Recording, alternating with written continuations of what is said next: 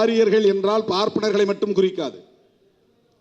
பார்ப்பனர்களும் ஆரியர்கள், பார்ப்பனர் அல்லாத பனியாக்களும் ஆரியர்கள் என்றுதான் தங்களை அடையாளப்படுத்திக் கொள்கிறார்கள். இன்னும் சொல்ல போனால் இஸ்லாமியர்கள் கூட ஈரானில் இருந்து வந்தவர்கள் இன்றைக்கு பார்சி மதத்தை எங்கள் மதம் என்று சொல்லிக் கொள்ளக்கூடிய அந்த பெர்சியன்ஸ், அவர்களும் தங்களை ஆரியர்கள் என்றுதான் சொல்லிக் கொள்கிறார்கள். வைசியர்களும் கூட, சில வைசியர்கள், வட இந்தியாவை சார்ந்த வைசியர்களும் தங்களை ஆரியர்கள் என்றே சொல்லிக் கொள்கிறார்கள். ஜெர்மானிய நாட்டை சார்ந்த ஹிட்லரும் கூட ஆரியன் தான். ஜெர்மானிய நாட்டை சார்ந்தவர்களும் ஆரியர்கள் தான். ஆகவே ஆரியர்கள் என்பது ஒரு பரந்த ரேஷியல் குரூப்.